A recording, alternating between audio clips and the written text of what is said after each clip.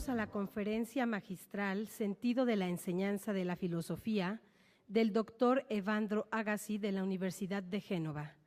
Nacido en Italia, es doctor en filosofía por la Universidad Católica de Milán, tiene estudios en diversas áreas física y lógica formal y posgrado en filosofía de la ciencia en Oxford, Inglaterra. Tiene una sólida experiencia en la cátedra dictando materias como geometría superior, matemáticas complementarias, lógica matemática, lógica simbólica y filosofía de la ciencia en las siguientes instituciones de su país: Universidad de Génova, Escuela Superior de Pisa y la Universidad Católica de Milán. De 1979 a 1998, dictó simultáneamente Filosofía de la Ciencia en la Universidad de Génova, Italia, y en la Universidad de Friburgo, Suiza, donde ha sido también decano de la Facultad de Filosofía.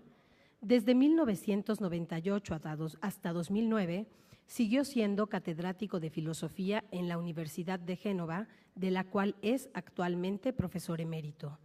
Sus líneas principales de investigación son la filosofía de algunas ciencias particulares, matemáticas, física, ciencias sociales, psicología, la filosofía general de la ciencia, lógica, teoría de sistemas, ética de la ciencia, bioética, historia de la ciencia, filosofía del lenguaje, metafísica, antropología filosófica y pedagogía.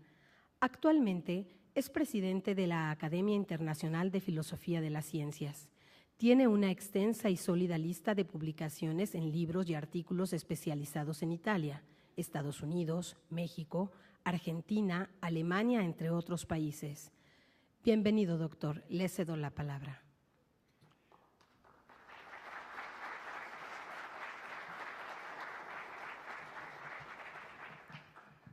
Muchas gracias, buenas tardes.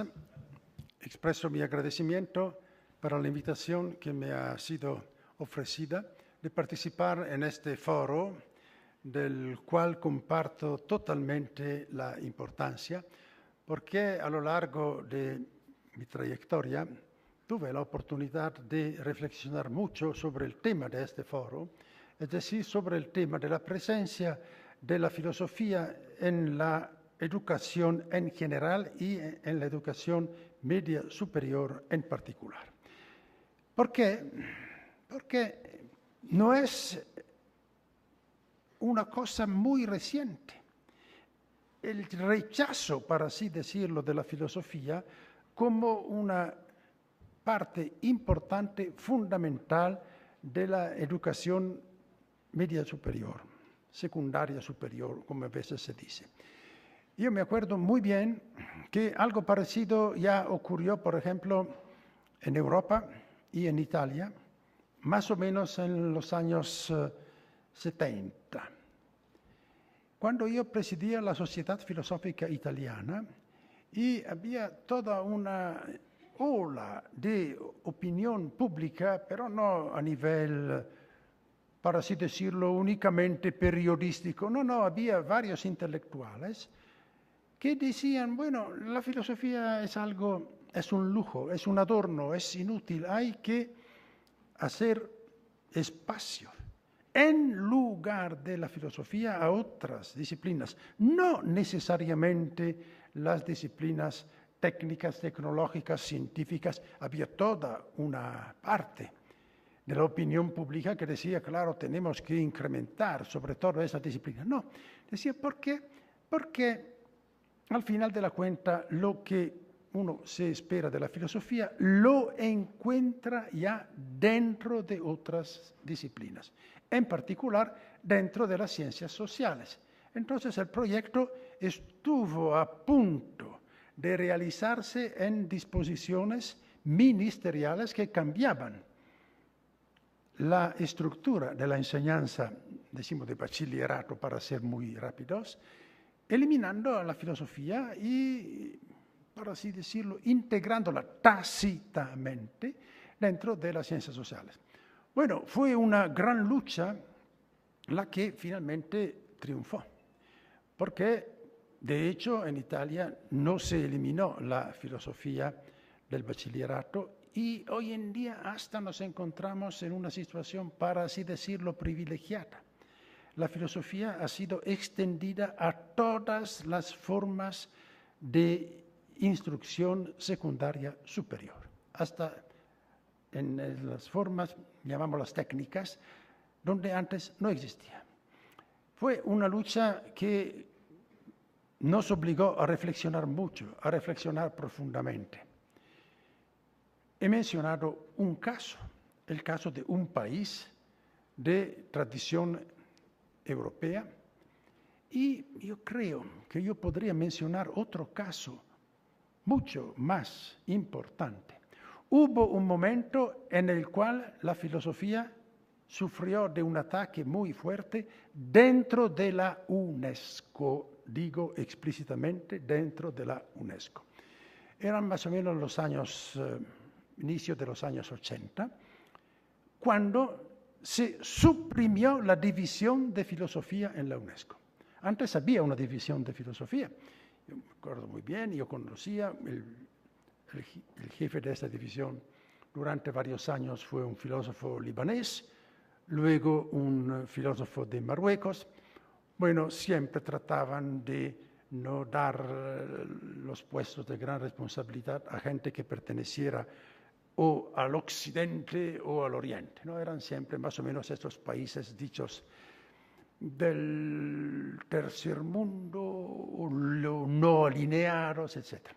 Bueno, para no hacer el cuento largo, dentro de la misma UNESCO se vino desarrollando una corriente contraria a la filosofía a tal punto que se suprimió la división de filosofía de la UNESCO. Y no hubo manera de reintegrarla.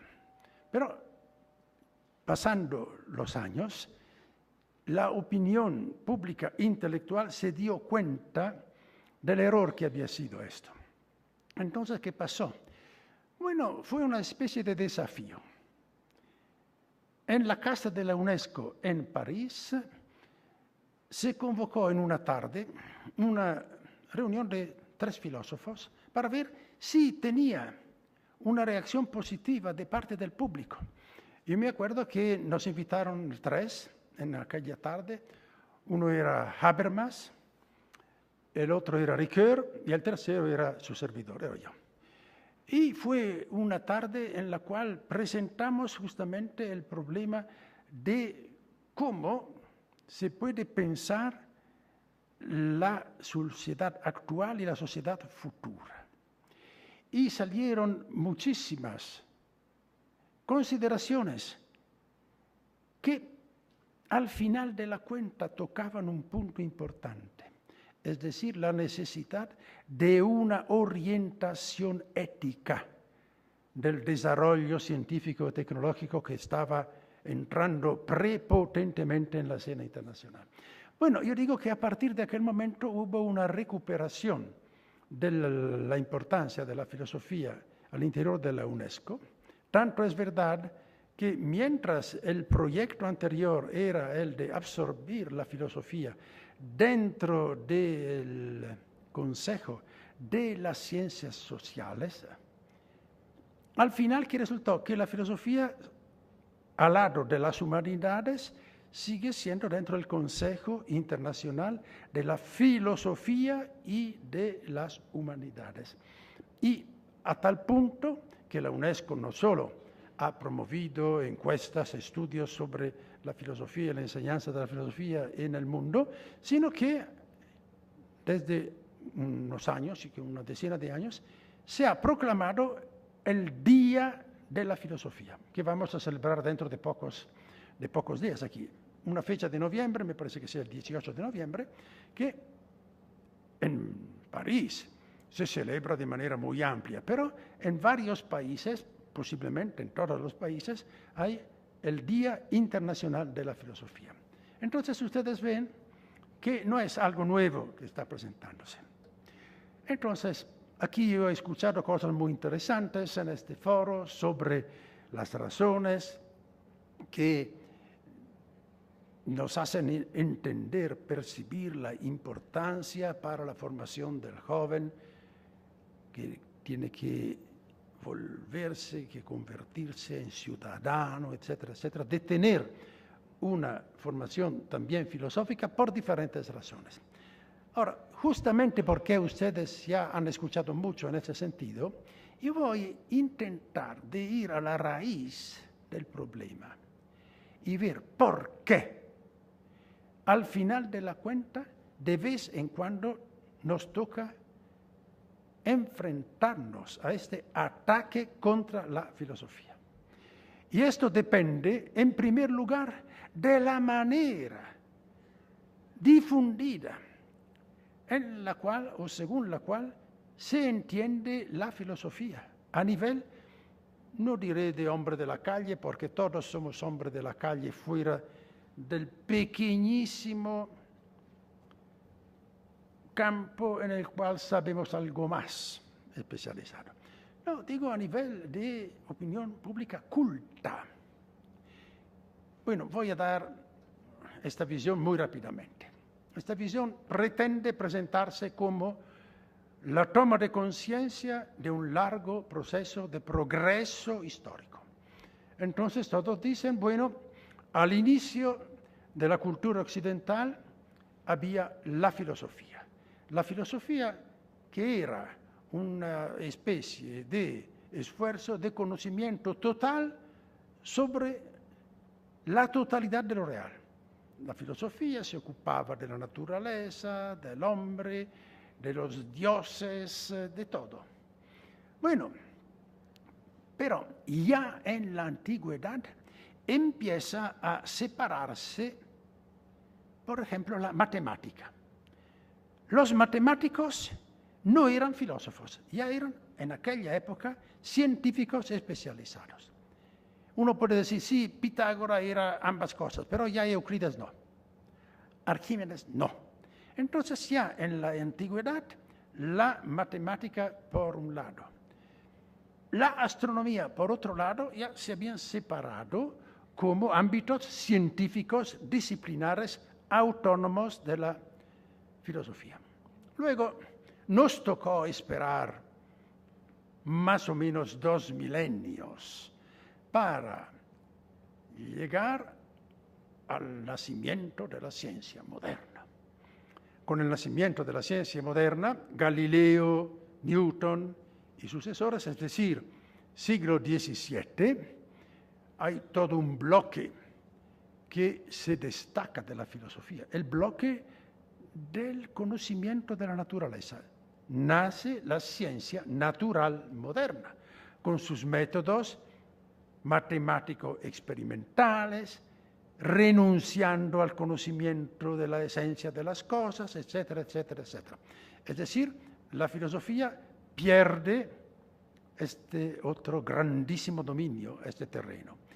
¿Y qué sucede? Se reduce a ocuparse del hombre. Entonces, en el siglo XIX, más o menos, hay al inicio esta especie de partición. Por un lado, la filosofía abandona totalmente a la ciencia la competencia sobre la naturaleza, pero se reserva la competencia sobre el hombre. ¿Quién es o qué es el hombre? Problema de la libertad, problema de la moralidad, problema de la eventual posible inmortalidad del alma, etcétera, etcétera. Estos son temas de la filosofía. Pero ¿qué pasa? Empezando con la segunda mitad del siglo XIX, empiezan a constituirse las ciencias humanas, como las llamamos hoy en día, en el ámbito lingüístico latino. Bueno, decimos historia, sociología, psicología, economía, y luego lingüística, filología, etcétera, etcétera, etcétera, etcétera. Ahora, en este mismo momento, la citadela de la filosofía se encuentra bajo ataque de parte de la ciencia. Esta es la visión que los positivistas habían explícitamente teorizado. Auguste Comte, el fundador del positivismo francés, hablaba de estas etapas que pasa cualquier disciplina que alcance una madurez. Se empieza con un periodo mítico, mitológico, teológico, él dice, luego el periodo metafísico y finalmente el periodo positivo, es decir, científico.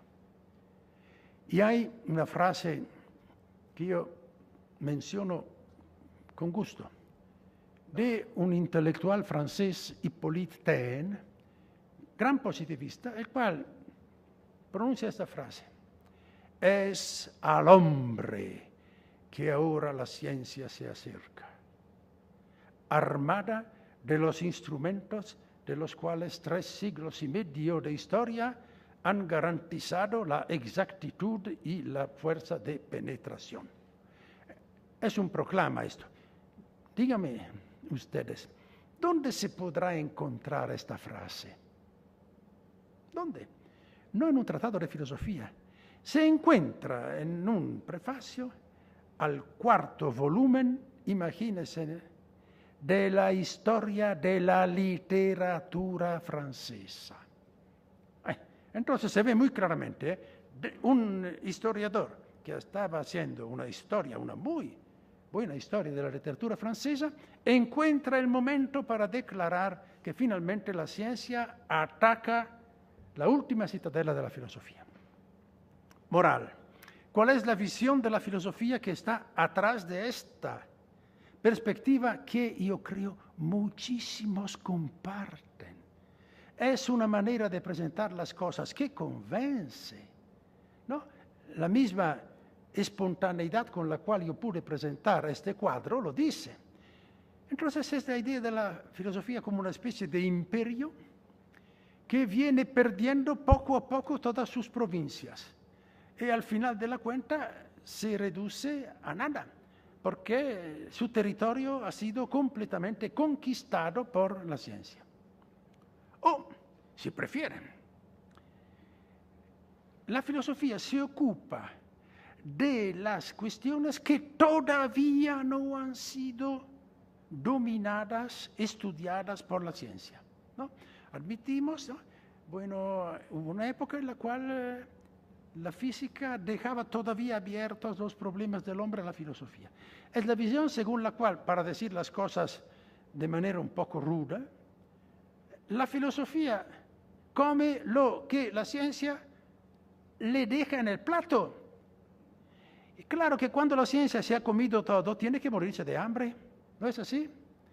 Ahora, esto es el gran punto. Si de la filosofía tenemos esta visión como un esfuerzo de conocimiento que provisoriamente puede sobrevivir hasta que la ciencia no se ocupe seriamente de ciertas cosas, ya todo se acaba. Los discursos que se pueden hacer en defensa de la filosofía tienen el riesgo de aparecer sentimentales. A lo mejor sí, de buena voluntad, edificantes, como se dice a veces. No, aquí hay que darnos cuenta que la filosofía tiene una óptica totalmente diferente.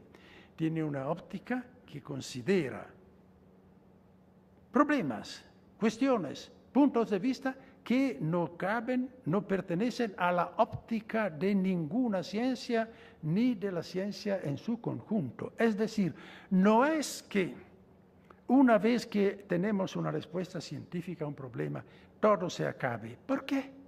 Porque siempre hay la posibilidad de preguntar acerca del fundamento y del sentido. Cuando el físico, profundizando la investigación de la naturaleza, me dice que entonces la materia consta de protones, electrones, partículas elementales, etc. El filósofo tiene el derecho de preguntar, bien, ¿qué significa todo esto?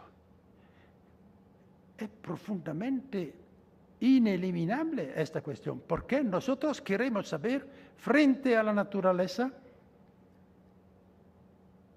qué postura tenemos. Discusiones como el determinismo, el indeterminismo, la libertad, la causalidad, todos estos son problemas que conciernen al contenido de las disciplinas científicas y que no se eliminan añadiendo otros conocimientos, porque a propósito del volumen aumentado de estos conocimientos, vuelven a presentarse las mismas cuestiones. Entonces, esto nos ayuda a entender que hay problemas, prácticamente, justamente los problemas de fundamento, buscar, plantearse el por qué. La filosofía, en un cierto sentido, yo amo calificarla como la invención del por qué. La ciencia te da el qué de las cosas, el cómo de las cosas. El por qué, el ser humano se lo plantea siempre, a propósito del mundo, a propósito de las normas, de las costumbres, de las normas morales. Sería, tú debes. El ser humano se pregunta, ¿por qué debo? Y si tú le das una respuesta, bueno, debes porque si no lo hacen, te vas en prisión. ¿Esta es una razón? No, esta es la fuerza.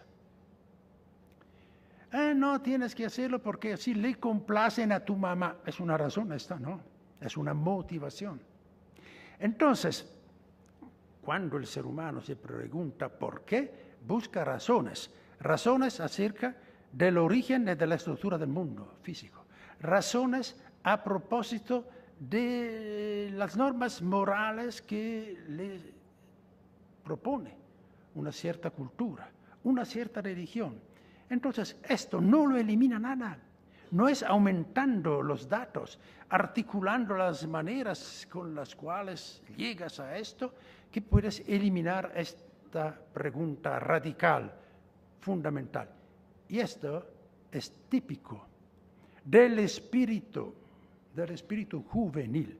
El espíritu juvenil, a menos que sea atarantado, como dicen los mexicanos con una muy buena palabra, por miles de mensajes que lo desorientas.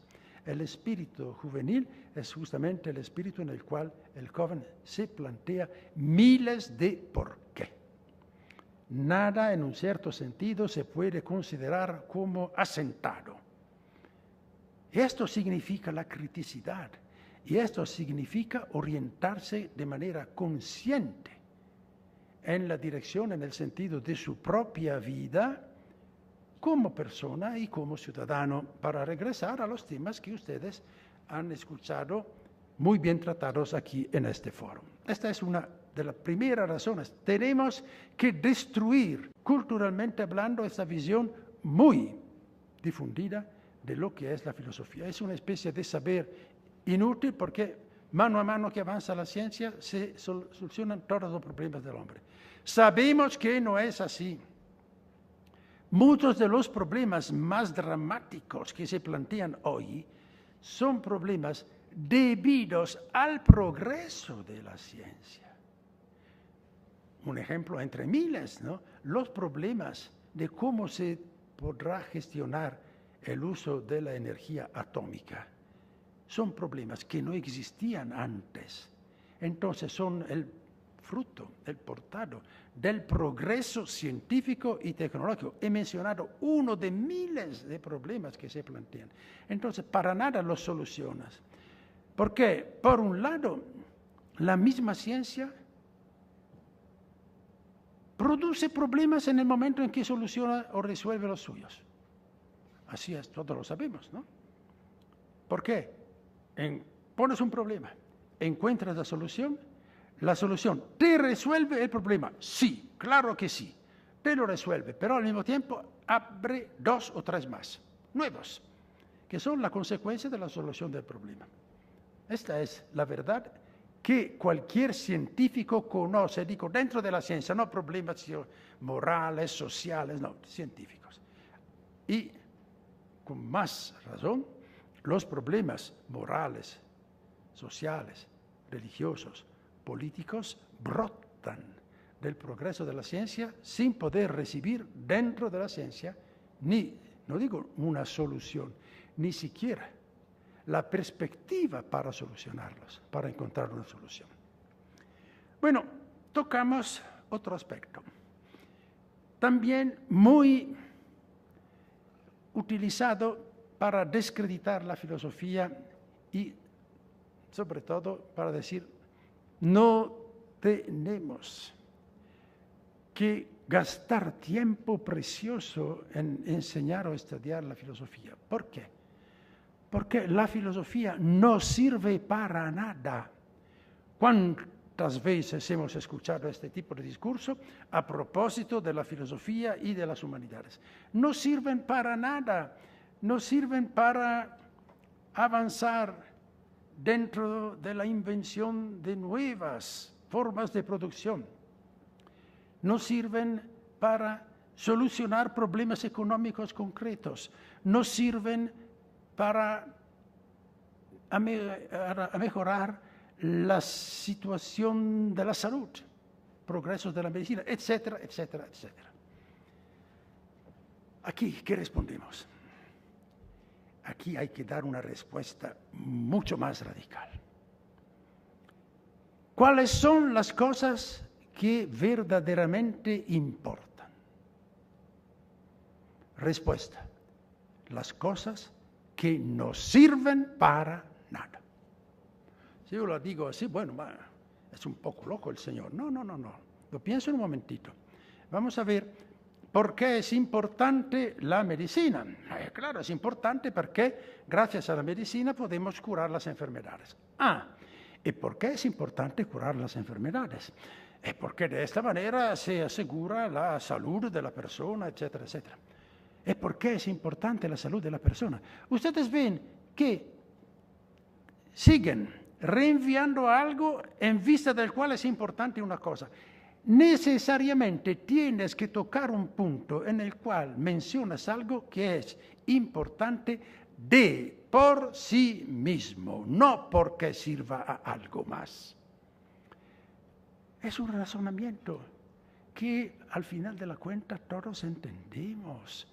Las varias cosas que hacemos, la importancia que damos, depende de los valores a los cuales atribuimos una validez intrínseca, no condicionada, incondicionada. Entonces, la filosofía es justamente esto. Es importantísima porque no sirve para nada, sino nos ayuda a entender, a descubrir por lo cual todo lo demás tiene importancia. Y esto para cualquier individuo, para la sociedad en la cual vivimos.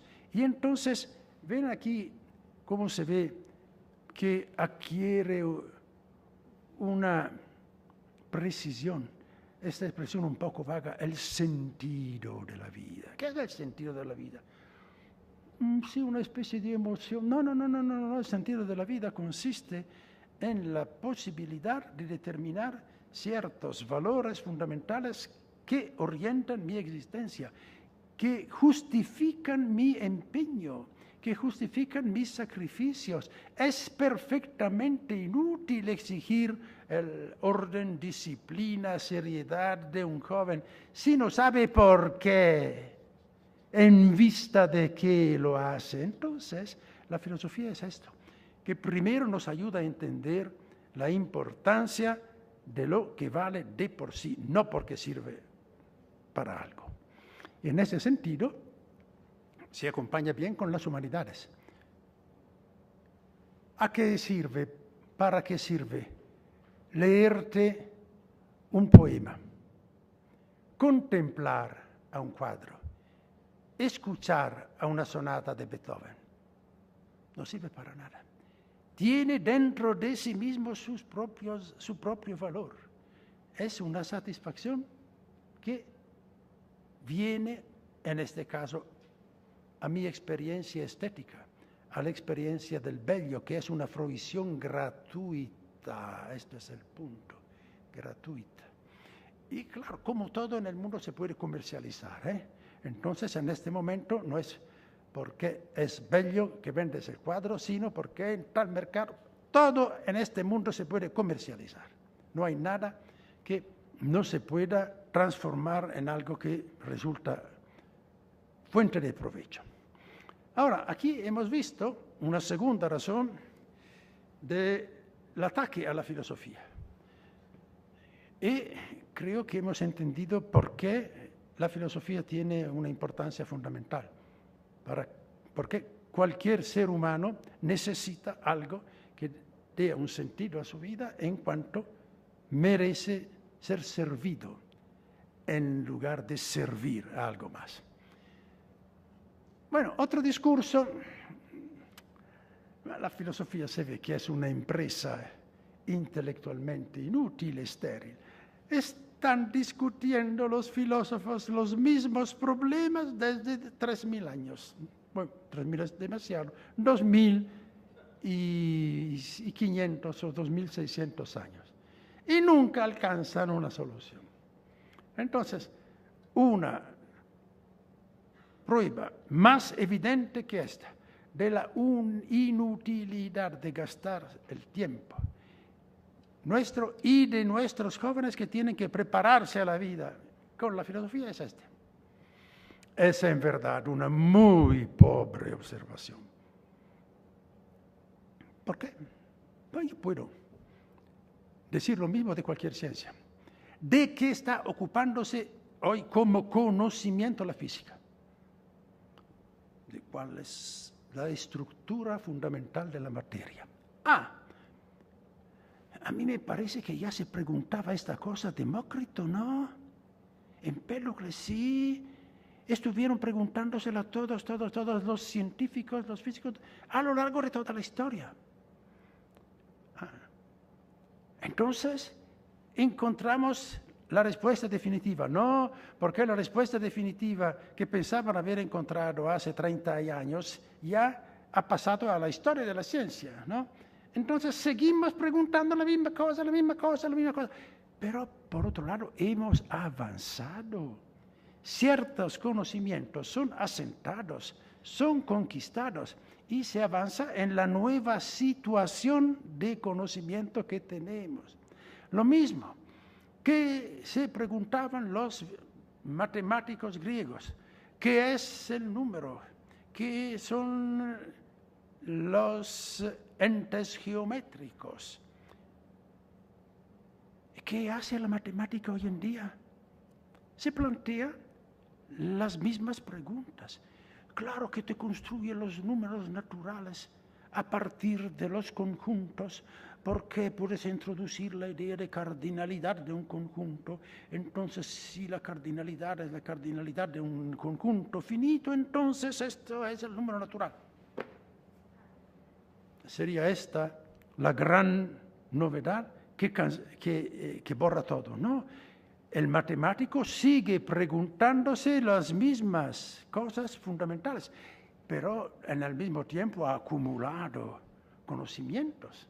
Entonces, no es el hecho de ocuparse siempre de los mismos problemas. ¿Por qué? Los problemas son los mismos desde el punto de vista del problema, pero cambia la situación cultural, cambia el contenido de los conocimientos de los cuales disponemos. Entonces, replanteamos la misma pregunta o las mismas preguntas a propósito de situaciones nuevas. Esto lo hace la ciencia, esto lo hace también la filosofía. No es la misma cosa plantearse el problema del libre albedrío, por ejemplo, dentro de una óptica como San Agustín o dentro de una óptica ya de la escolástica tardía, a la manera de Occam, o a la manera de Kant, en el cual el libre albedrío es solamente un postulado de la razón práctica, sin el cual no tendría un sentido la ley moral. Y hoy en día, ¿frente a qué? Frente a los resultados de las ciencias. Porque por un lado tú tienes la genética, que quisiera darte a entender que nosotros estamos totalmente determinados por los genes. Pero te dicen otros, no, esto es una pequeña parte, hay lo que te viene del medio ambiente. Y poi luego viene el neurofisiólogo, que está tratando de mostrarte cuáles son las constelaciones neuronales que intervienen en una cierta toma de decisión, etcétera, etcétera. Bueno, dejamos de un lado las ciencias naturales, el psicoanálisis. El psicoanálisis te dice, no, imagínate, tú crees de estar haciendo una libre elección. En realidad, dentro de tu inconsciente hay un complejo de Edipo que no encontró una buena solución y por lo tanto te induce a comportarte de esta manera más que otra. No voy a hacer el cuento largo, porque el sociólogo te dirá otra cosa. Y al final de la cuenta, ¿qué resulta? Desaparece la idea de responsabilidad, no se dan cuenta. Porque si desaparece esta fundamentalísima noción filosófica del libre albedrío, es solamente un ejemplo, ya no hay responsabilidad. ¿Por qué? Tómate el drogadicto. Por decir, pobrecito, ya tenía dentro de su ADN la tendencia. El otro dice, no es tanto el ADN, cuanto el hecho de que cuando su mamá de pequeñito no quiso darle la leche, se produjo al interior de su psique un trauma que lo conduce a esto. Explicación psicoanalítica. No, el sociólogo te dice, no, es culpa. ¿Cómo puedes acusarlo? Mira en qué ambiente creció y vivió. En qué tipo de familia, en qué barrio, pobre, etcétera, etcétera. Bueno, aquí la responsabilidad es de todos fuera que de él. ¿No? La culpa de la sociedad. Se ha vuelto. Entonces, ¿cuál es la terapia? Una terapia médica. Se ha sobrecargado la medicina de miles de tareas que no son suyas, o la culpa es de la sociedad. Entonces, no. Cada uno no se siente culpable. ¿Cómo podemos imaginar de crear ciudadanos responsables si cortamos a la raíz ciertas cosas, como reflexionar sobre lo que es la voluntad, sobre lo que es el libre albedrío? Esto lo hace solamente la filosofía. ¿Por qué? Porque cualquier ciencia necesariamente, lo subrayo 10 veces, es determinista. ¿Cómo dice? No, usted no conoce ni determinismo cuántico. Sí, lo conozco. He estudiado física. Entonces, no es esto. Cualquier ciencia experimental obligatoriamente es determinista. ¿Por qué? Se lo digo rápidamente. Enuncio una ley. Digo, si esta ley vale, hago el siguiente experimento. Pongo en mi laboratorio estas condiciones, tiene que seguir este efecto. Imaginemos que el efecto no se produzca. No se produce el efecto. Entonces, uno dice, bueno, sabemos, ¿no? No hay determinismo en la naturaleza, entonces si hay una excepción, ninguna maravilla. De esta manera no camina ni de un paso una ciencia experimental. La ciencia experimental es tal que si el experimento sale negativo, tienes que cambiar algo en tus hipótesis. En ese sentido, claro que si se trata de una previsión de tipo cuántico, en lugar de hacer la previsión que sea de la posición, haré la previsión de un intervalo. Hay un 75% que el electrón se encuentra en ese intervalo. Si en lugar del 75%, repitiendo, me sale que ocupa este intervalo solamente en el 25%, no puedo decir si fuera un solo caso. Puedo decir, la hipótesis era errónea, porque me dio una probabilidad. Vean, soy indeterminista, este tipo de indeterminismo. Me había dado una probabilidad y la probabilidad que resulta es otra. Entonces, no es posible absolutamente en ninguna ciencia justificar estas cosas de las cuales estoy hablando, el libre albedrío, el proyecto de vida, la orientación personal, la autonomía y la responsabilidad. aquí se ve entonces muy bien, por un lado, que las ciencias progresan y vuelven a plantearse los mismos problemas en situaciones diferentes, pero también la filosofía.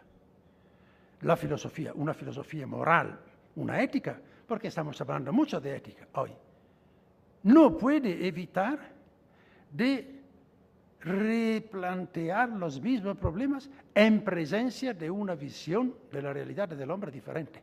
Digo del hombre, porque no es la misma imagen del hombre que podemos tener nosotros hoy en día comparada con la visión del hombre que podía tener la filosofía hace, no digo 100 años, 150 años.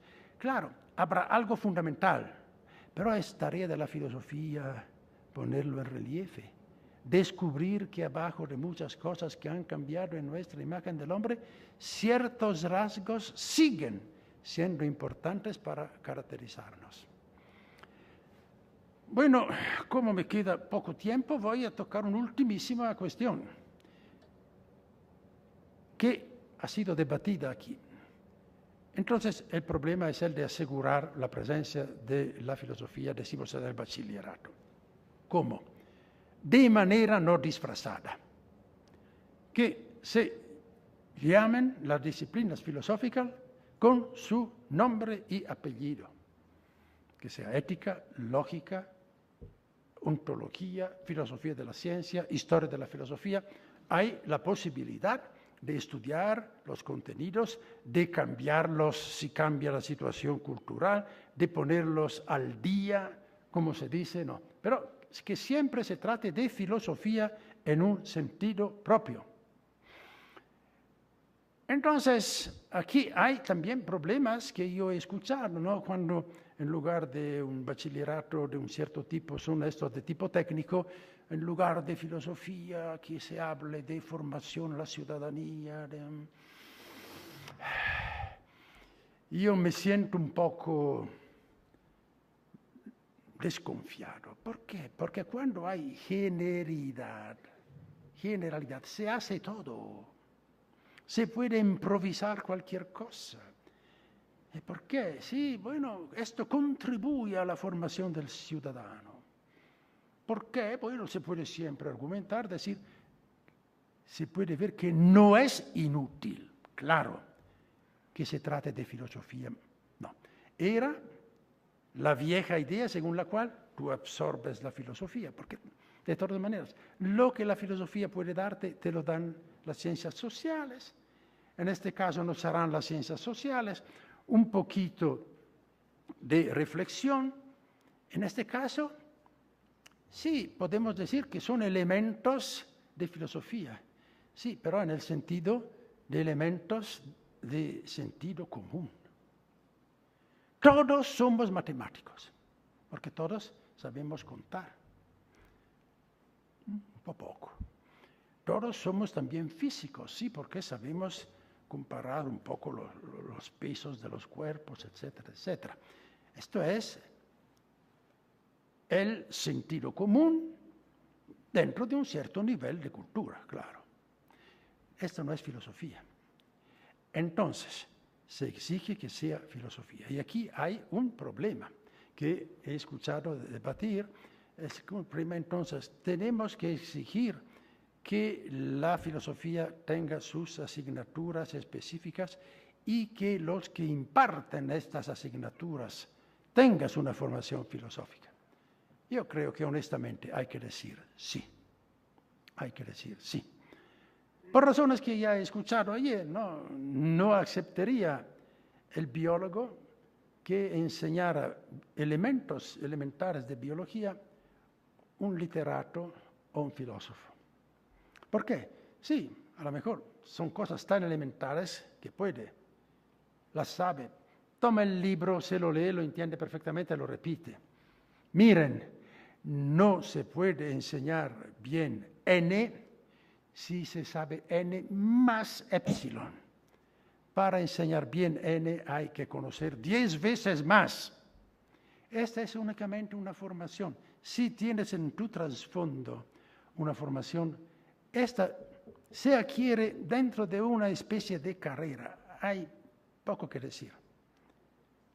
Yo tengo la experiencia, soy filósofo de la ciencia, yo tengo la doble formación, pero yo veo la diferencia que es cuando me llega un físico que luego se pone a hacer filosofía de la ciencia. A lo mejor estudia también filosofía. Se ve que el corte ya no es aquel. El corte no es. Se necesita una formación institucional. Tienes que haber leído los filósofos, discutido los textos de los filósofos, estudiado la historia de la filosofía, escuchado profesores de filosofía que discuten, que presentan, etcétera, etcétera. Ahora, aquí claro que hay problemas concretos. Dicen, no sé si es totalmente verdad, bueno, hay pocos filósofos en la República para pensar que pueden atribuirse a estos filósofos las asignaturas. Bueno, hay quien dice, yo conozco filósofos que tienen licenciatura y hasta doctorado y que no enseñan. Esto es un problema institucional muy serio, pero la solución la se encuentra si se sabe de antemano que para enseñar filosofía tienes que hacer una carrera de filosofía. Si no, no vas a producir filósofos. Este es el punto. ¿Quién va a empezar una carrera de filosofía y se plantea, obviamente, la pregunta, ¿y luego qué hago? ¿Cuál es el mercado del trabajo para los filósofos? Bueno, el mercado del trabajo para los filósofos en muchísimos países era la enseñanza de la filosofía. ¿Por qué? Porque se sabía que no se daba una asignatura de bachillerato a alguien que no tuviera una licenciatura de filosofía. Entonces, ahora todo está saturado, para así decirlo, pero es una cuestión de hecho. Más o menos las plazas en todo el país están saturadas, entonces sabes que si tú te encaminas, bueno, tienes que esperar que se jubilen un poco, pero no es tan segura, ¿no? Pero una cosa es saber que si yo entro en esta carrera, voy a desbocar en un tipo de trabajo. Si en lugar yo sé que arbitrariamente la asignatura de filosofía pueden dársela a un abogado, a un veterinario, a un arquitecto, alguien que tiene una sensibilidad filosófica, y eso desanima y vas a producir menos y menos filósofos. Es como una serpiente que se muerde la cola. Entonces, primero sería necesario, y eso no sé en este país si es una cosa fácil, ¿no? Probablemente es una cosa difícil, requerir que las materias filosóficas sean enseñadas, decimos, normalmente por filósofos. Se podría decir excepcionalmente, ¿por quién? Por posiblemente otros que tengan en su carrera asignaturas filosóficas. Sí, por ejemplo, en Italia, el país de donde vengo yo, se admitían a los concursos públicos para asignaturas licenciados en Derecho, porque sí tenían dentro de su currículum escolar disciplinas filosóficas. Entonces, si alguien tiene una asignatura en Derecho, tiene una licenciatura en Derecho, pero al mismo tiempo tiene 5 asignaturas filosóficas, bueno, esto podemos pensar que puede enseñar filosofía. O se puede imaginar miles de cosas, ¿no? Bueno, como mínimo un diplomado después, ¿no? De manera que alguien no vaya a enseñar lo que no conoce. Esto es el verdadero problema. No se puede enseñar lo que no se conoce, y que no se conoce de manera institucionalizada y rigurosa. Yo soy un maníaco de la puntualidad, he pasado las 17 horas, entonces yo creo que es mi deber agradecer su paciencia y su atención, y aquí estoy disponible para preguntas eventuales. Muchísimas gracias.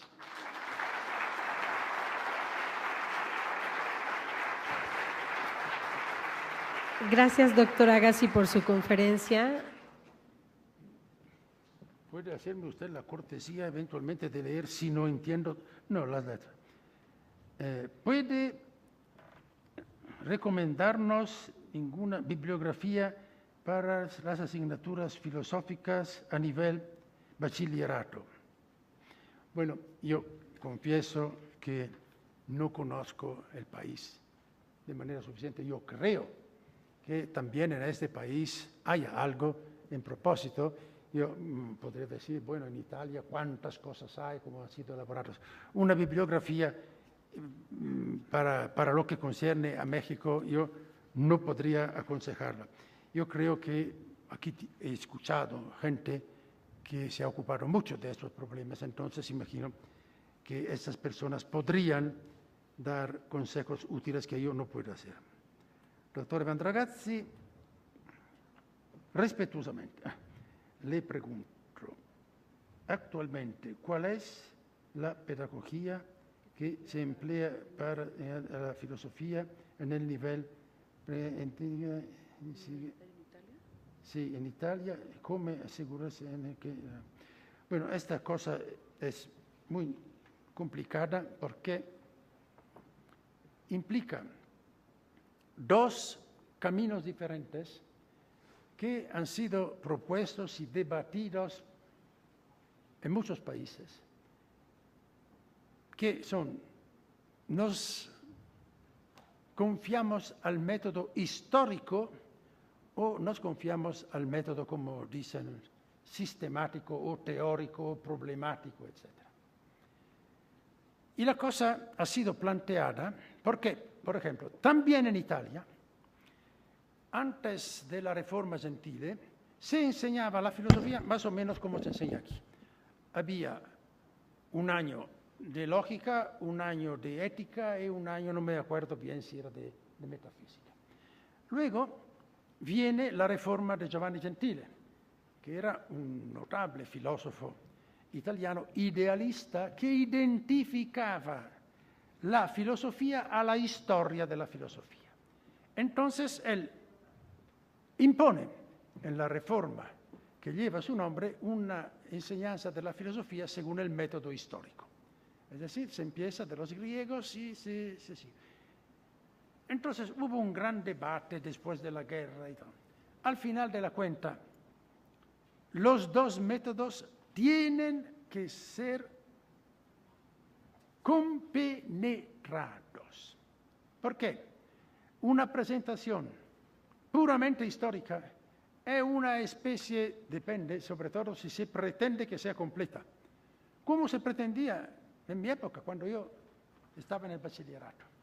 Entonces había un programa, primer año de los griegos al final de la escolástica, segundo año de más o menos del Renacimiento hasta a Kant, tercer año del idealismo trascendental hasta los días actuales.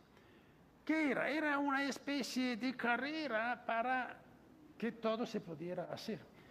El resultado, la impresión que muchísimos tenían, ¿qué es la historia de la filosofía? Es una especie de galería de locos.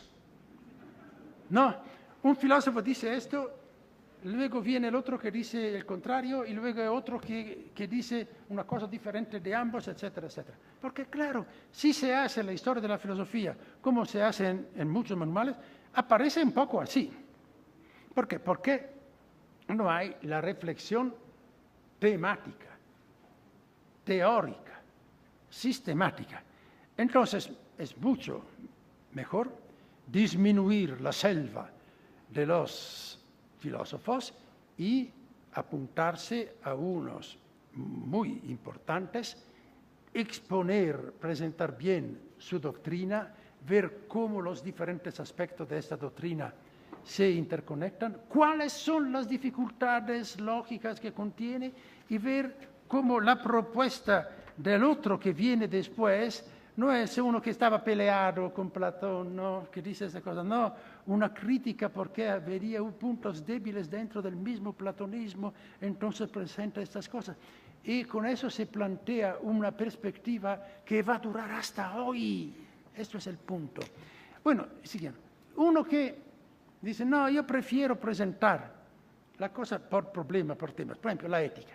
¿Qué sentido tiene decir, presentamos la ética sin referencia a la historia de la filosofía? ¿Qué estás presentando? Si el profesor es competente, un poco de lo que él ha estudiado en sus clases, en sus cursos cuando estudiaba. La referencia a ciertas lecturas actuales, a ciertas ideas suyas, mientras que los problemas fundamentales de la ética se iluminan muy bien si se ve cómo nacieron, cómo se plantean, qué soluciones dieron ciertos grandes pensadores. Porque esta es discusión de ideas, no es erudición. Entonces, esto es el problema fundamental que está a la base de cuál tipo de didáctica, cuál tipo de pedagogía se utiliza en la enseñanza de la filosofía. Luego hay muchísimas otras cosas. Por ejemplo, un problema aparentemente muy serio es el siguiente. Si aceptamos una presentación histórica, no tiene mucho mayor sentido empezar de la contemporaneidad y regresar hacia la antigüedad, el orden cronológico invertido. Es decir, vamos a ver lo que dicen los filósofos actuales y luego vamos a recuperar si ciertas cosas ya se encuentran preparadas en Kant o hasta Aristóteles a lo mejor. Bueno, no es una pura y simple locura. No es una pura y simple locura, pero es muy difícil realizarlo. Porque en general los textos de los filósofos actuales presuponen, porque no nacen de la nada, presuponen todo un espesor, un debate que se ha constituido históricamente. Y por lo tanto, también ver cómo genéticamente surgen los problemas y se desarrollan es también importante. Bueno, aquí hay diferentes posibilidades, no hay nada obligatorio. No hay nada obligatorio en la presentación de la filosofía. Pero hay que tomar en cuenta, esto es el gran punto, el tipo de racionalidad, el tipo de madurez de los alumnos. Esto es el gran punto. Los alumnos no tienen a aquella edad un poder de abstracción muy avanzado, muy fuerte. Entonces es importante tomar como punto de partida y tomar como apoyo dos cosas. Ver surgir los problemas concretos que pueden ser presentados históricamente y pueden ser presentados también en la actualidad, problemas concretos. Y luego apoyarse en la lectura de los filósofos, escogiendo los filósofos que se prestan a esto. Yo acostumbraba, la primera clase que daba en mis clases era a mis alumnos: escuchen, los mejores maestros son los libros. Entonces, pasen lo más posible de su tiempo en la biblioteca. A lo mejor no tienen todo el tiempo para venir a escucharme a mí, pero lean los libros. Hoy en día es difícil decirlo, porque han perdido la costumbre a la lectura. Y además, porque no siempre las bibliotecas están a la altura, hay que decir las dos cosas. Pero básicamente resta verdadero, porque hay que considerar los textos filosóficos no como erudición, esa es para los especialistas. Un especialista que hace una licenciatura, una maestría, un doctorado, tiene que leer los textos originales hasta difíciles. ¿Por qué? Esta es su profesión. En los textos que yo voy proponiendo a mis alumnos, no es una preocupación de erudición, para nada. Es porque en aquel pasaje del Fedón de Platón, tú encuentras un problema que tú estás a la altura de entender ahora, que es el mismo problema que hemos planteado la semana pasada. Y aquí tú ves ya cómo se están articulando posibles respuestas. Esto es el clásico. Entonces es muy importante, porque en lugar de discutir solamente con tu maestro, con tu profesor, estás discutiendo con 4 o 5 cabezones de la historia del pensamiento. Esto es el sentido de la lectura de textos. Entonces, tampoco, como muchos dicen, se empieza leyendo los textos. ¿Y por qué empiezas leyendo los textos si no los motivas con problemas de la actualidad? Entonces, estos son todos los problemas de didáctica, como se dice, de la filosofía, que han sido ampliamente discutidos y importante es de no absolutizar ninguno. Cada una de estas propuestas tiene un contenido de validez y hay que saberla recuperar. Si prefieres el método histórico, que no olvides que el método histórico no es la lectura, la presentación del manual, como se dice, que es una discusión de problemas, de temas, puedes seleccionar unos más que otros, y esto será la pista que te ayuda. Si prefieres el método temático, problemático, bueno, también tienes que alimentar con una referencia histórica, pero no únicamente de manual, este es el punto. Los filósofos han escrito, han hablado. Claro que no podrás poner en las manos de nuestros alumnos Heidegger. ¿Por qué? Pues porque no se entiende, es oscuro, ¿no? Es la delicia de muchos que así tienen la posibilidad de escribir tesis de doctorado, etcétera, sobre Heidegger, porque de todas maneras es tan oscuro que siempre se puede sacar algo, ¿no? Es la delicia de muchos, pero no puedes darlo en las manos de un joven de 16, 17, 18 años. Bueno, entonces no digo evitar la contemporaneidad. Podrás escoger autores contemporáneos más simples o regresar a otros del pasado que son también muy simples. Por ejemplo, leer a Hume. Bueno, Hume, no en cualquier parte de su obra, es un autor que se lee muy bien. Descartes también es otro autor que se lee bien. Santo Tomás es cristalino, es un cristal de claridad, ¿no? Y bueno, en Platón muchas cosas. Entonces hay la posibilidad de ver cómo se razona, cómo se discuten los problemas y cómo casi nunca se alcanza una solución que no sea controvertida o controvertible. También es importante darnos cuenta que no es necesario alcanzar la certeza incontrovertible para que haya progreso. Ni siquiera en la ciencia se da esta cosa. Bueno, yo no sé cuánto tiempo me queda porque probablemente tendré que dejar, ¿qué dice aquí? Doctor, agradecemos, finalice por cuestiones de tiempo. Entonces, muchas gracias.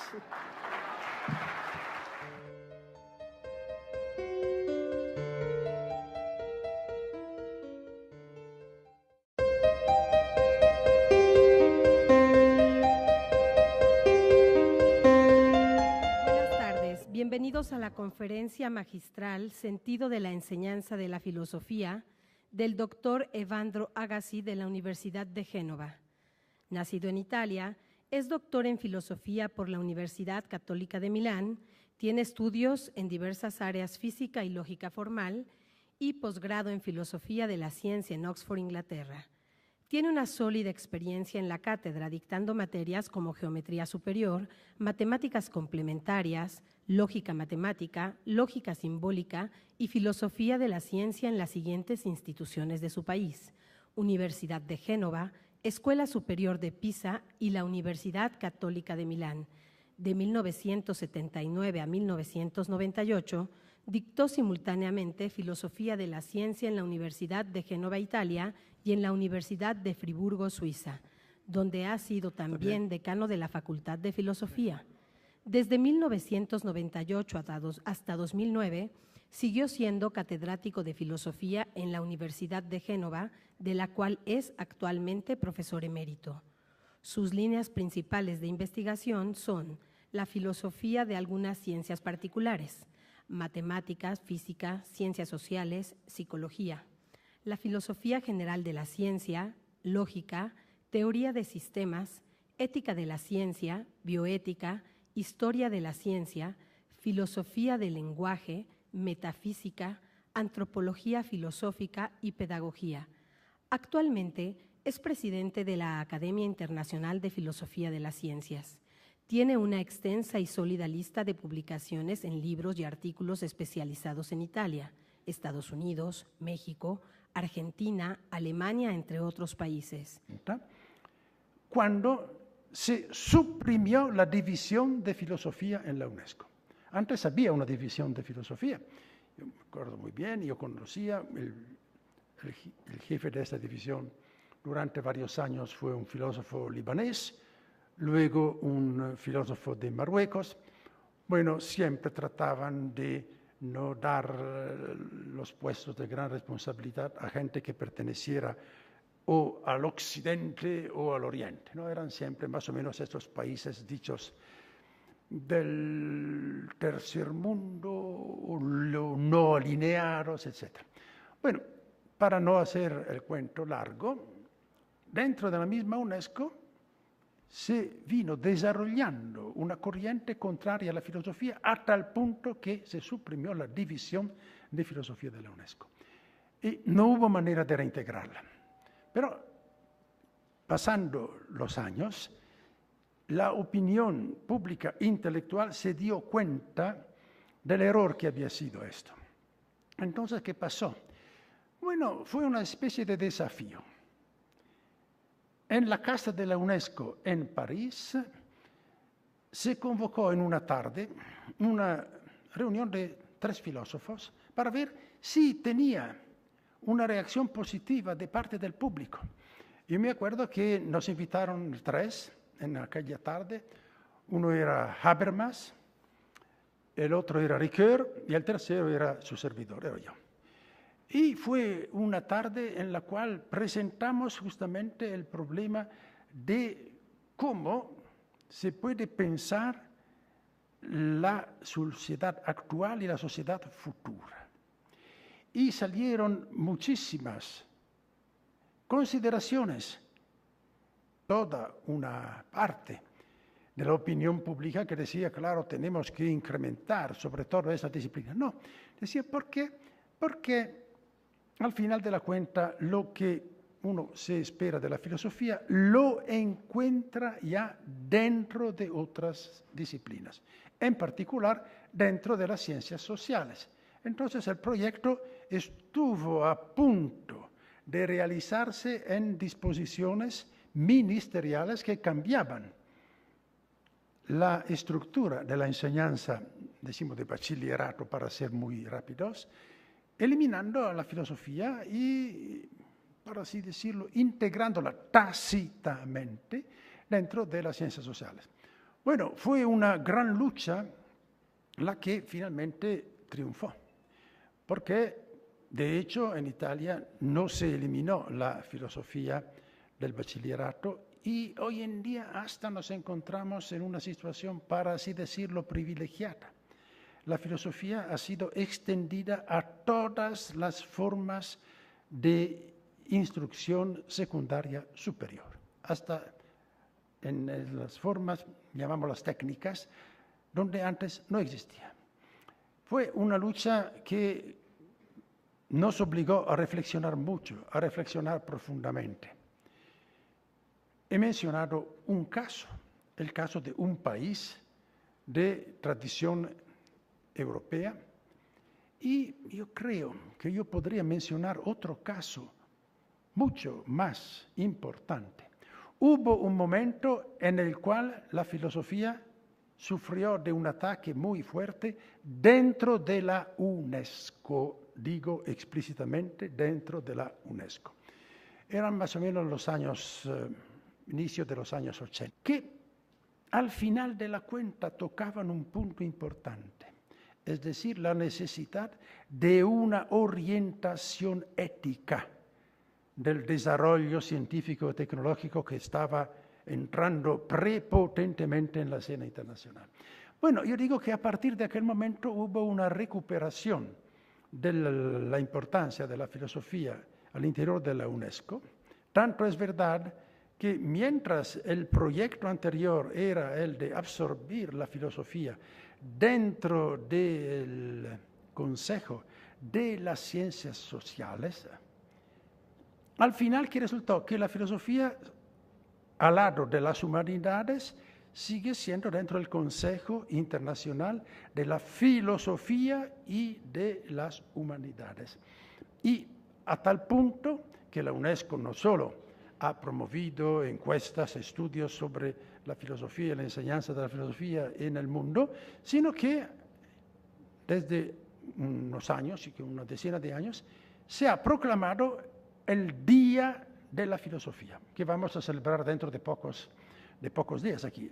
Una fecha de noviembre, me parece que sea el 18 de noviembre, que en París se celebra de manera muy amplia, pero en varios países, posiblemente en todos los países, hay el Día Internacional de la Filosofía. Entonces ustedes ven que no es algo nuevo que está presentándose. Entonces, aquí yo he escuchado cosas muy interesantes en este foro sobre las razones que nos hacen entender, percibir la importancia para la formación del joven, que tiene que volverse, que convertirse en ciudadano, etcétera, etcétera, de tener una... Bienvenido, doctor. Le cedo la palabra.